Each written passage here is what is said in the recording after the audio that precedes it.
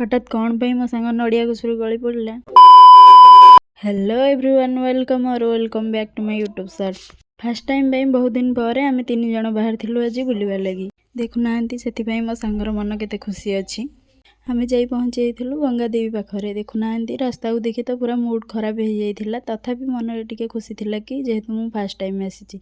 से माने तो बहुत आगुरु जाइथिले। सांग आमको कहिकि नहीं जाइथिला कि भीतर को बुलेइबाकु नबा। देखला बेलको बाहर बुलेइकी आनी छाड़ीदेला।